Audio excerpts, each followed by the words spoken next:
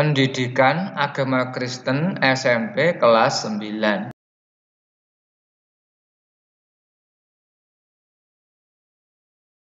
Bab 12 bagian 1, hidup bermakna bagi lingkungan sekolah.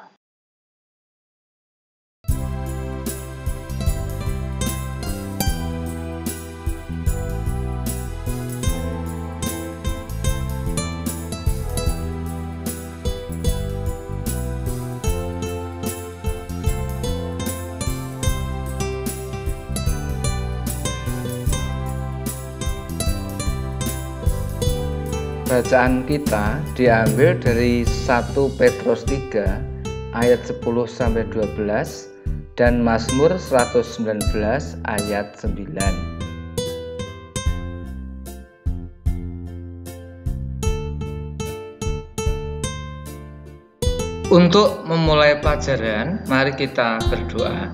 Ya Tuhan, Allah Bapa kami yang ada di surga, kami bersyukur kepadamu atas segala anugerah yang telah Engkau curahkan dalam kehidupan kami. Melalui Bapak dan Ibu Guru, kami Engkau bentuk memiliki iman dan akhlak yang sesuai dengan kehendak-Mu. Tolonglah kami ya Tuhan, agar kami dapat mensyukuri lingkungan sekolah di mana kami tumbuh dan berkembang, sehingga dengan pertolongan Roh-Mu yang kudus, kami dimampukan untuk mengembangkan diri kami untuk berperan dalam lingkungan sekolah seturut kehendak-Mu. Di dalam nama Yesus kami berdoa. Amin.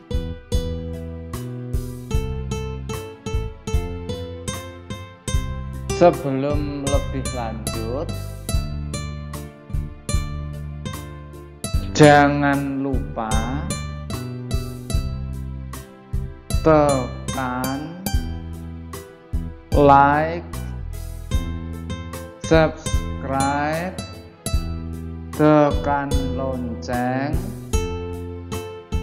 dan share.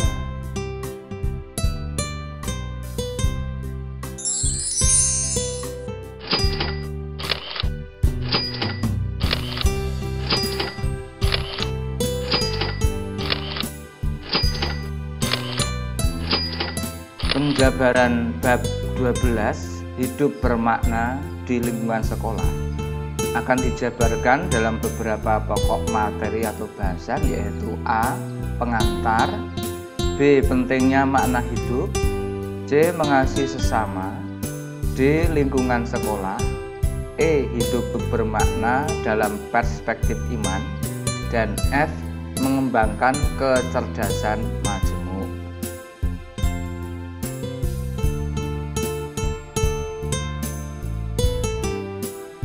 Memaknai arti kehidupan sangatlah berarti. Makna adalah pemahaman tak tentu yang kita ciptakan terhadap diri sendiri, orang lain, dan kehidupan. Sedangkan arti kehidupan adalah hal, cara yang berhubungan dengan hidup, sehingga pemaknaan atas kehidupan menyangkut pemahaman yang kita ciptakan diri atas hidup. Pemaknaan terhadap kehidupan hanya dapat dilakukan secara baik dan benar apabila dalam proses pemaknaan tidak dilakukan secara parsial atau sebagian-sebagian. Banyak cara tersedia untuk mencapai hidup yang lebih bermakna. Tentu saja makna itu tidak diciptakan oleh kehidupan atau lingkungan. Kitalah yang diberi hak untuk menciptakan makna atas kehidupan. Karena kita yang menciptakan, maka sifatnya berupa pilihan. Kehidupanmu sebagai remaja diharapkan bermakna bagi lingkungan.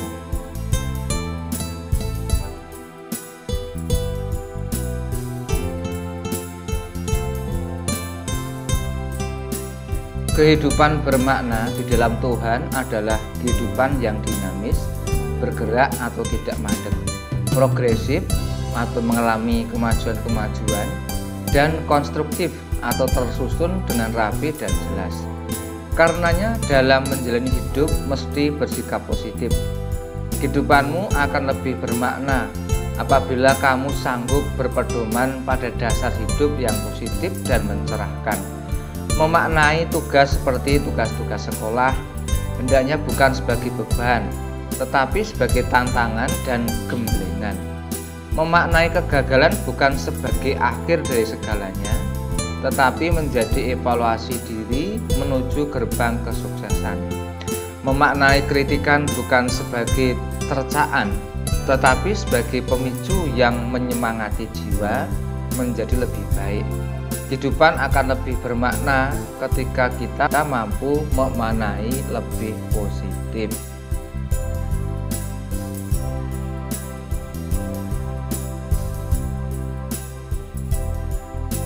Pada bagian B ini akan kita bahas pentingnya makna hidup bagi manusia.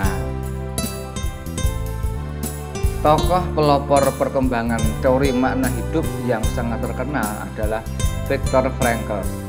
Viktor Emil Frankl lahir di Austria tahun 1905 dan meninggal pada tahun 1997.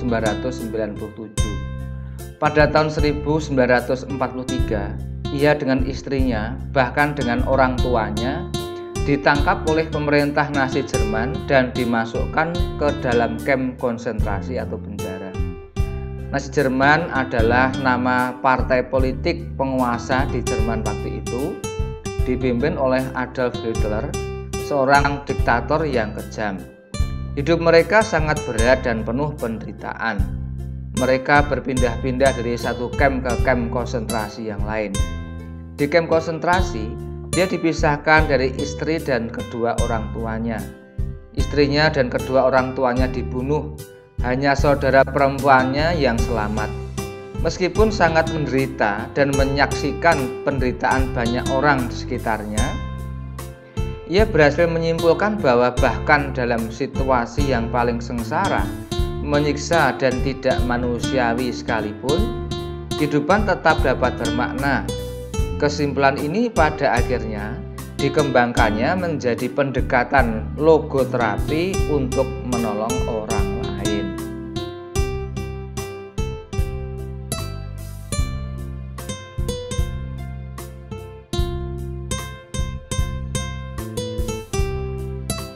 Konsep logoterapi. Logoterapi berasal dari kata logos, bahasa Yunani, yang berarti makna dan juga rohani atau spiritualitas. Sedangkan terapi adalah suatu penyembuhan atau pengobatan. Logoterapi adalah suatu pertolongan yang mengakui adanya dimensi spiritual pada manusia, di samping dimensi ragawi dan kejiwaan. Logoterapi berpandangan bahwa makna hidup dan hasrat untuk hidup bermakna merupakan motivasi utama manusia guna mencapai suatu taraf kehidupan bermakna yang diinginkannya. Ketiga asas di atas tercakup dalam konsep logoterapi mengenai eksistensi manusia dan makna hidup dijelaskan sebagai berikut. A. Dalam setiap keadaan, termasuk dalam penderitaan sekalipun, kehidupan ini selalu mempunyai makna. B. Kehendak untuk hidup bermakna merupakan motivasi utama setiap orang. C. Dalam batas-batas tertentu, manusia memiliki kebebasan dan tanggung jawab pribadi untuk memilih, menentukan, dan memenuhi makna dan tujuan hidupnya. D. Hidup bermakna diperoleh dengan jalan merealisasikan tiga nilai kehidupan, yaitu nilai kreatif, nilai penghayatan, dan nilai sikap.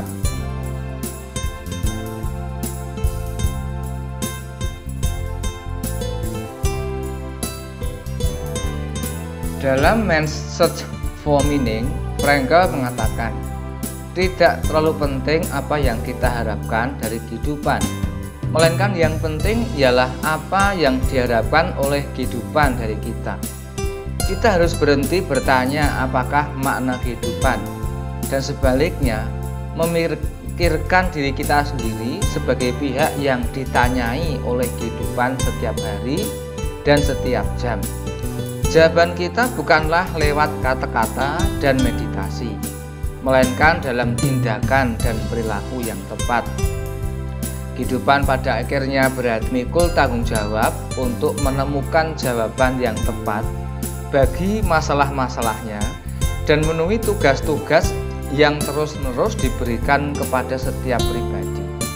Dapat disimpulkan, ketika individu menyatakan bahwa hidupnya itu bermakna, berarti dia A. secara positif berkomitmen terhadap suatu konsep makna hidup. B.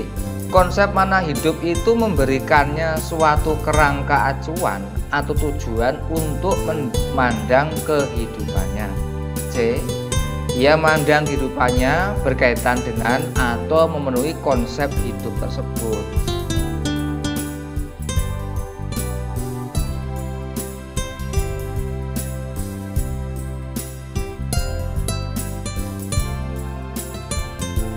Menurut Frankl, ciri-ciri orang yang merasakan hidup bermakna adalah 1.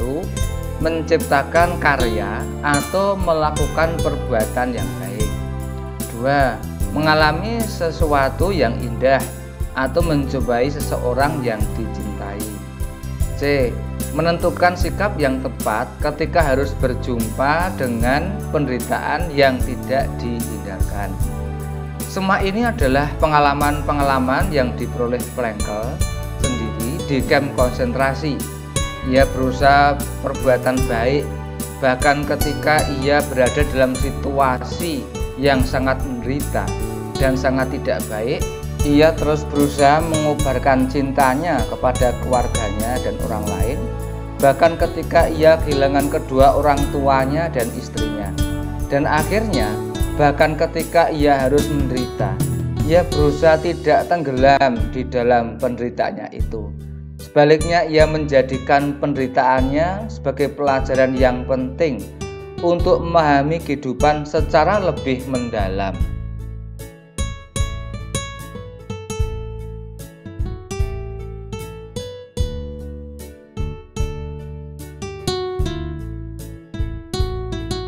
Ketika Frankl berhasil menemukan makna hidupnya di kamp konsentrasi, hal itu memberinya semangat untuk bertahan.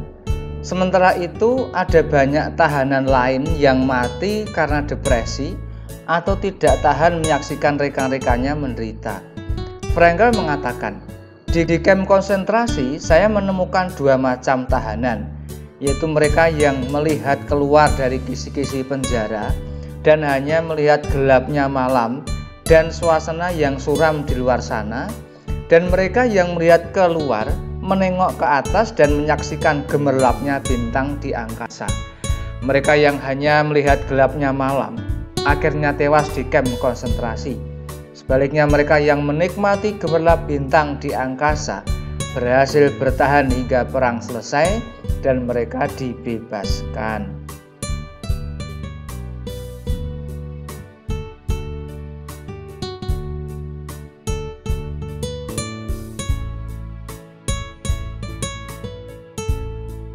Pada bagian C ini akan dibahas hidup bermakna dalam perspektif mengasihi sesama.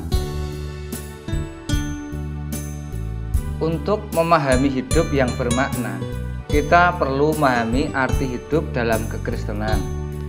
Identitas orang Kristen berpusat pada firman Allah sebagai penuntun, pemimpin, dan pengoreksi hidup. Firman Allah menjadi batas dan pengontrol bagi kita sehingga tidak keluar dari jalannya. Bandingkan Mazmur 119 ayat 105. Hidup manusia bukan sekedar makan, minum, dan bersenang-senang, tetapi harus berdasarkan pada firman Allah, karena hidup manusia berasal dari Allah. Dalam Mazmur 23, Daud menggambarkan Allah sebagai gembala hidupnya. Daud memperoleh keberanian di tengah-tengah menghadapi mara bahaya dan ketakutan. Firman Allah menjadi sumber kehidupan, dasar iman yang paling hakiki. Hidup beriman berarti dalam kehidupan ini kita harus menyerahkan seluruh keberadaan hidup kita kepada Tuhan. Sebagai orang Kristen, hidup yang bermakna adalah ketika kita membangun relasi yang baik dengan Allah dan dengan sesamanya. Jiwangu menyatakan bahwa hubungan manusia dengan Allah antara lain diwujudkan terutama dalam ibadah. Relasi ini tampak dalam setiap praktek keagamaan baik yang sederhana maupun yang lebih kompleks.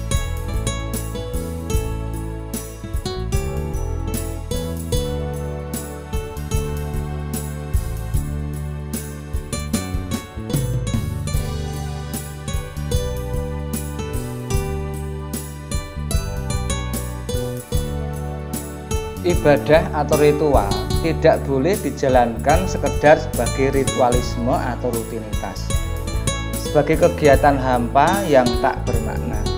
Sebaliknya, lewat ibadah mestinya kita diingatkan terus-menerus akan hubungan yang harus dipelihara dengan Allah dan sesama.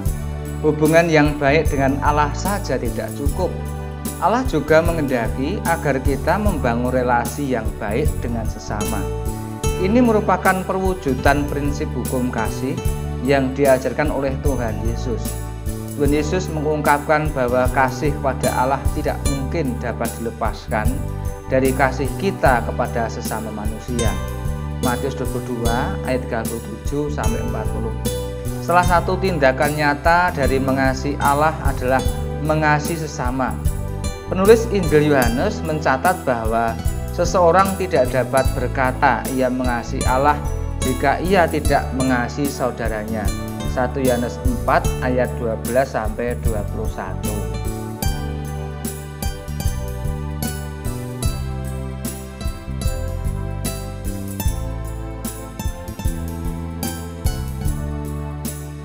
Tuhan Yesus menempatkan pentingnya kasih terhadap sesama manusia langsung setelah hukum untuk mengasihi Allah. Kasih Allah memampukan orang Kristen untuk saling mengasihi dan mengasihi sesama, bahkan dalam keadaan yang sangat sulit sekalipun. Mengapa demikian? Karena kasih itu bukan berasal dari diri sendiri, melainkan karena Allah sendiri yang memampukan kita untuk melakukannya. Inilah janji yang diberikan Tuhan pada setiap orang percaya dan mengasihinya. 1 Yohanes 4 ayat 16-17. Tuhan Yesus telah memberikan makna hidup bagi kita. Ia menebus dosa kita dan menyelamatkan kita. Melalui penderitaan dan kematiannya, manusia diperdamaikan kembali dengan Allah dan sesamanya.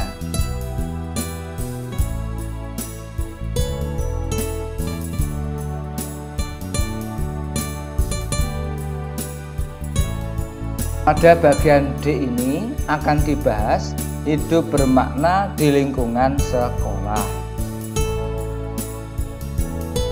Ketika kamu mendengar kata sekolah, apa yang pertama kali terbersit dalam pikiranmu? Apakah sekolah berarti bangunan dengan arsitektur tertentu, ataukah para siswa dengan seragam dan perlengkapannya? Tentu tidak sekedar demikian. Sekolah adalah unit sosial yang dibentuk untuk menolong kita bertumbuh dan memperoleh pengetahuan. Sebagai suatu organisasi, sekolah mempunyai suatu sistem yang terkait dengan sistem lainnya di luar sekolah. Misalnya orang tua siswa, masyarakat di sekitar sekolah, berbagai dinas yang ada di masyarakat. Hubungan antara sekolah dengan sistem lain bersifat hubungan timbal balik dan saling mengisi. Suasana kelas di sekolah bisa hidup atau mati. Suasana yang hidup ditandai dengan para siswa yang aktif dan responsif, sedangkan suasana kelas yang mati ditandai dengan siswa yang pasif. Suasana kelas harus diusahakan hidup sehingga baik guru maupun siswa dapat menikmati kebersamaan dan menjadi berkat bagi sesamanya. Guru menjadi berkat bagi siswanya, sebaliknya siswa menjadi berkat bagi guru dan sesama siswa.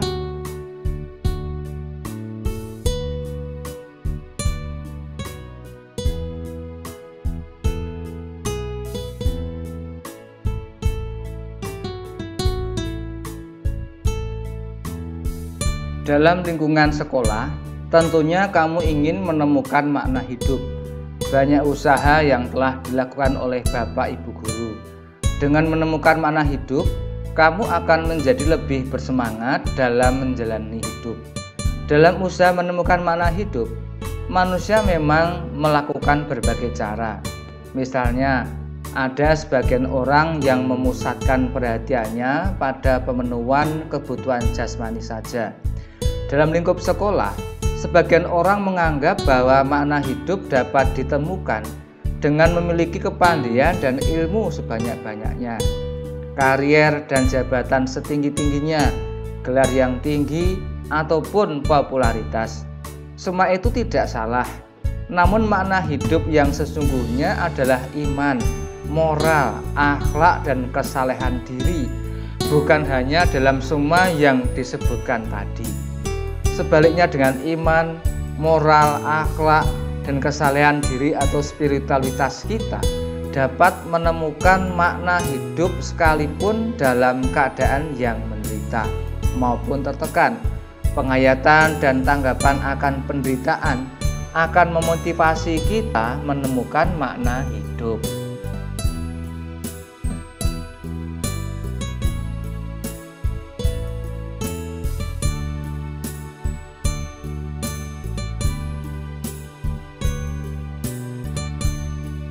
Makna hidup dapat ditemukan pada pribadi Yesus Kristus sebagai pemberi makna hidup sejati.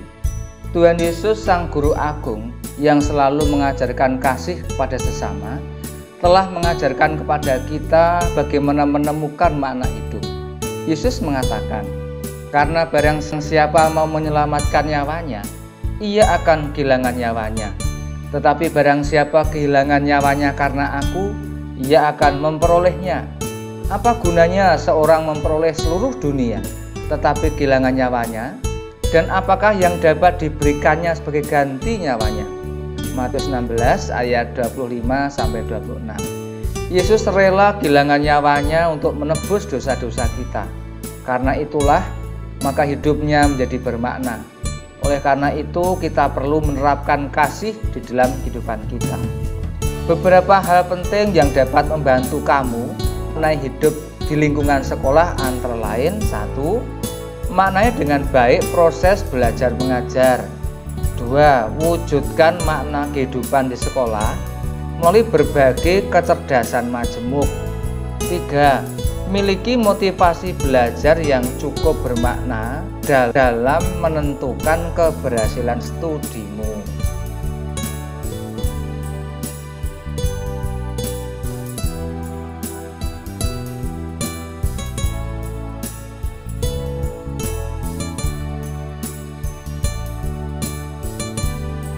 4. Bahan pelajaran maupun kegiatan pembelajaran menjadi lebih bermakna bagi prasiswa apabila hal tersebut dihubungkan dengan pengalaman, perhatian, minat siswa, dan masa depannya. 5. Siswa merupakan subjek yang utama. Dengan demikian, dalam proses belajar mengajar di sekolah, siswa tidak boleh menjadi objek saja. Kamu sendiri harus menentukan makna dari proses belajar mengajar di sekolah. Jadi, dapat disimpulkan bahwa memahami dan menghayati lingkungan sekolah sangat tergantung dari tujuan dan pilihan yang kamu ambil. Apakah sekolah hanya menjadi tempat untuk mengisi waktu luang, atau untuk mengikuti keinginan orang tua, ataukah menjadi wahana yang bermakna bagi pengembangan kehidupan pribadimu, juga bagi Tuhan dan sesama? Semuanya ikut ditentukan oleh sikap kamu sendiri terhadap sekolah dan masa depan kamu.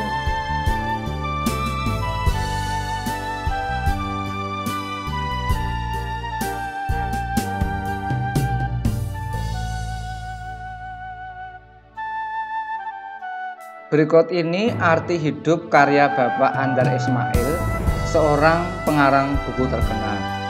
Apa arti hidup? Hidup adalah tantangan, hadapilah. Hidup adalah keindahan, kagumilah. Hidup adalah tragedi, tangisilah. Hidup adalah tugas, tekunilah. Hidup adalah misteri, takjubilah. Hidup adalah impian, wujudkanlah. Hidup adalah janji, penuhilah. Hidup adalah perlombaan, menangkanlah. Hidup adalah teka-teki, jawablah. Hidup adalah perjalanan, tempuhlah. Hidup adalah anugerah, syukurilah. Hidup adalah kenyataan, telanlah. Hidup adalah kegembiraan, bagilah. Hidup adalah petualangan, lakonilah. Hidup adalah kesempatan, manfaatkanlah. Hidup adalah pemberian, hargailah. Hidup adalah cinta, terimalah dan berilah. Hidup adalah perjuangan, tuntaskanlah. Hidup adalah penderitaan, tanggunglah. Hidup adalah dambaan, raihlah. Hidup adalah.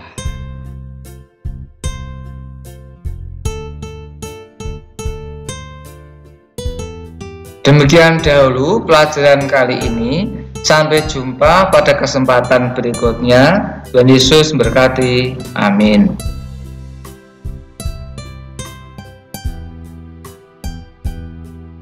Untuk mengakhiri pelajaran, mari kita ucapkan doa Bapa kami bersama-sama.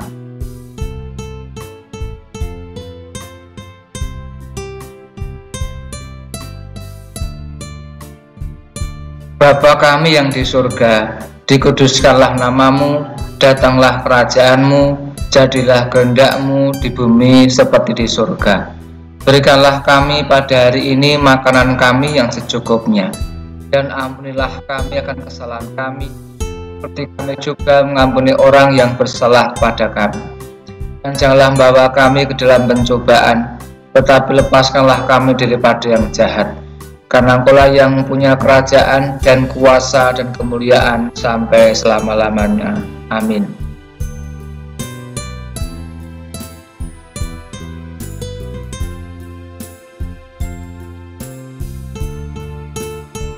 Menghayati terus ajaran iman gereja-gereja perdana, mari kita ucapkan 12 pengakuan iman rasuli. 1. Aku percaya pada Allah Bapa yang Maha Kuasa, Khalik langit dan bumi. 2. Dan kepada Yesus Kristus, Anak yang tunggal Tuhan kita. 3. Yang dikandung daripada Roh Kudus, lahir dari anak darah Maria. 4. Yang menderita sengsara di bawah pemerintahan Pontius Pilatus, disalibkan, mati dan dikuburkan, turun ke dalam kerajaan maut. 5. Pada hari yang ketiga bangkit pula dari antara orang mati. 6. Naik ke surga, duduk sebelah kanan Allah Bapa yang Maha Kuasa.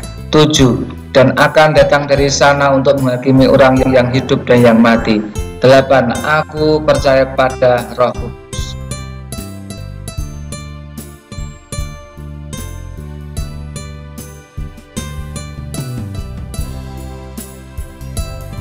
Sembilan. Gereja yang kudus dan am, persekutuan orang kudus. 10. Pengampunan dosa. 11. Kebangkitan daging. 12. Dan hidup yang kekal. Sekali lagi, jangan lupa tekan like, subscribe, tekan lonceng, dan share.